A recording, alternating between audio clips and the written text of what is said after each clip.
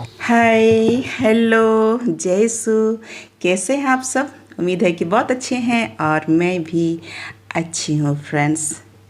Friends, लौट आई हूँ मैं बागों में, पर दिल वहीं रह गया है जैसे।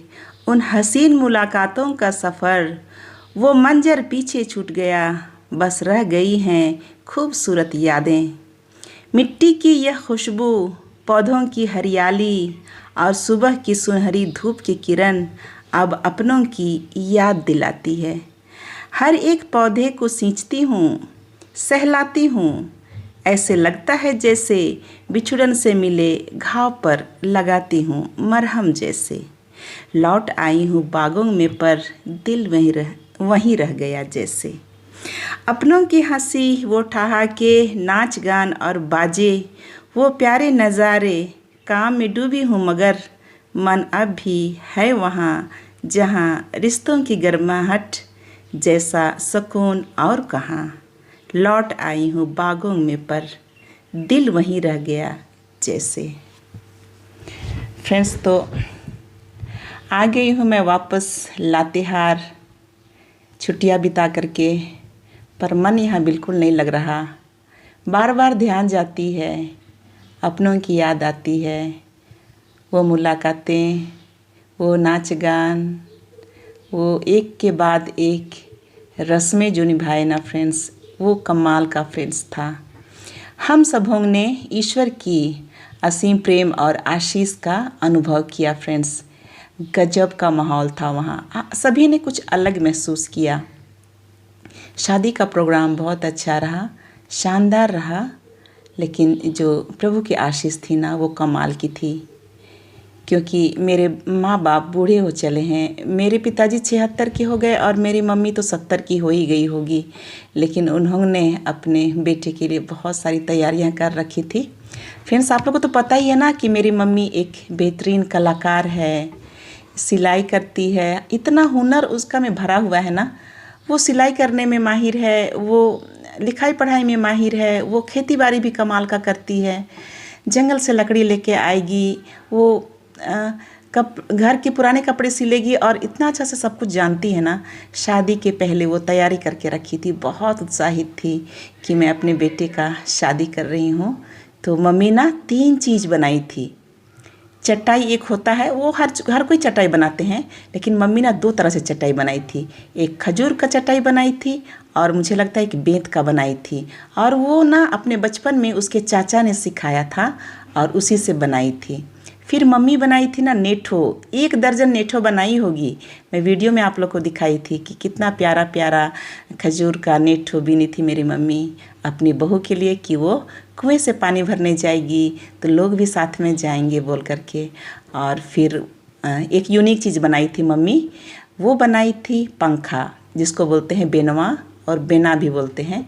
तो मम्मी ना वो खजूर का जो डाली होता है ना, तो खजूर रविवार के दिन काट के लाए होंगे, डाली तो बचा था होगा, तो उसी से मम्मी बनाई थी। मैं पहली बार देखी कि मम्मी एक अच्छा पंखा भी बनाती है। इतना हुनर कूट कूट के भरा हुआ मेरी मम्मी में। और वो तो खुशी से ओत प्रोत हो रही थी, अपने बेटे का जो शादी हो रहा था फ्रेंड्स। शादी में मैं काफ़ी व्यस्त थी, तो मुझे ना गीत गाने का मौका नहीं मिला फ्रेंड्स। और मैं उसे बहुत मिस कर रही हूँ, क्योंकि बहुत सारे काम निपटाने थे ना। तो अभी मैं गाती हूँ एक खूबसूरत गीत, और ये गीत उस बाइबल से लिया हुआ है। संत मत्ती का अध्याय 14 पद संख्या 13 से 21 तक। इसमें दिया हुआ है कि कैसे ईसा मसीह ने भूखे प्यासे 5,000 लोगों को 5 रोटी और 2 मछली से खाना खिलाते हैं और वो तृप्त हो जाते हैं, फिर 12 टोकरे बच भी जाते हैं। तो इसी चमत्कार पर ये खूबसूरत गीत आप लोग के लिए पेश है। 10 से जंगल, 20 से जंगल भीतर गेनायो, प्रभु येसु तांघाय वाचान तेंगा लगियास, प्रभु येशु तांघाय वाचन तेंगा लगिया सहरे पाँच टुयसेमा दुए टु इंजो 5000 आलार मोखा पोलार बाछेरा केरा 12 टोकरी बाछेरा केरा 13 टोकरी हाय रे हाय 10 से जंगल 20 से जंगल भीतर गिनायो प्रभु येशु तांघाय वाचन तेंगा लगियास प्रभु येशु तांघाय वाचन तेंगा लगियास हरे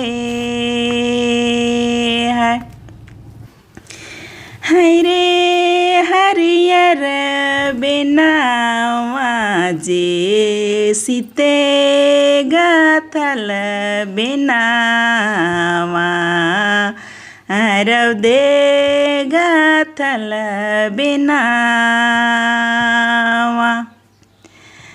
हरे हरियर बेनावा जे हरे हरियर बेनावा सीते गाथल बेनावा रवदे गाथल बेनावा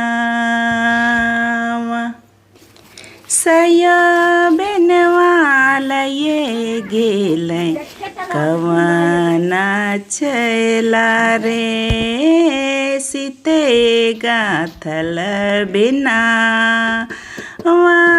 रवदे गाथल बिना अगिलाने गेलो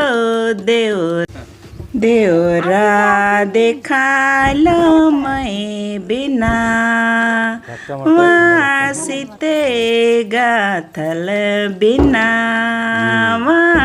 रवदे गाथल बिना। तो आज की वीडियो में इतना ही, मिलते हैं अगले वीडियो में, तब तक के लिए जय यीशु।